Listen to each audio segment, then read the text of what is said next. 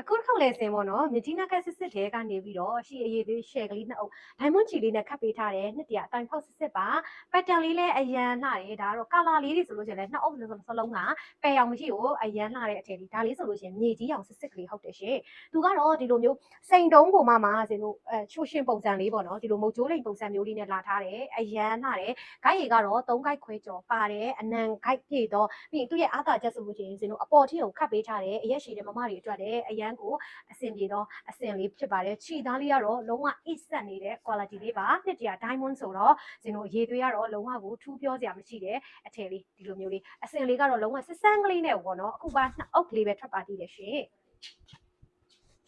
ဒါတော့သူရဲ့အင်ဂျီရောင်အခမ်းရောင်လေးပါအင်ဂျီအခမ်းရောင်လေးပါရှင်ဒီမျိုးလေးလာပါမယ်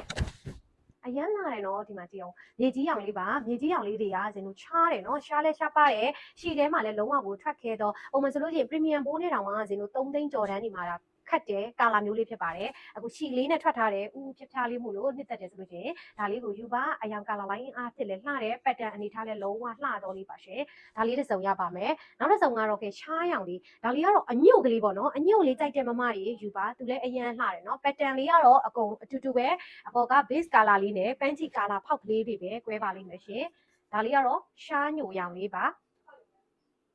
ဒီလိုမျိုးလေးပါရှားညိုရောင် color set ကလေးဖြစ်ပါတယ်ရှင်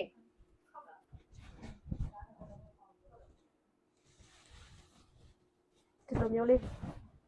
ရှားညိုလေးပါဒါလည်းတအုပ်လည်းလုံးဝကိုညှို့ညို့ကလေးနဲ့ကိုလှပါတယ်ဒါလေးတွေကချုပ်ဝစ်လိုက်လို့ရှိရင်လူလည်းနှလုံးအေးစေတယ်ရင်လည်းရင်စေတယ်ကာလာဆက်ကလေးတွေဖြစ်ပါတယ်ရှင်ရရှိမဲ့ဈေးနှုန်းလေးကတော့နှစ်တရာအတိုင်ဖောက် diamond ချီနဲ့တုံးထားတဲ့စီတာဝန်ဆက်အုပ်လေးကို3,9500ကျပ်နဲ့ရရှိမှာဖြစ်ပါတယ်ရှင်သူကတော့ diamond ချီဖြစ်တဲ့အတွက်ကြောင့်မို့လို့အရေးသွေးလည်းမြင့်တယ်ဈေးနှုန်းတန်းလေးတွေလည်းမြင့်ပါတယ်ရှင်နှစ်သက်တယ်ဆိုလို့ရှိရင် screenshot လေးသာရိုက်ပြီးတော့ message Viber နံပါတ်3992834334နဲ့ခုံကိုကိုချာချာတေးချာချာကိုဒီဖုန်းနံပါတ်နှလုံးကတစ်စင်လေးဆက်သွယ်ပြီးအားပေးလို့ရပါတယ်ရှင်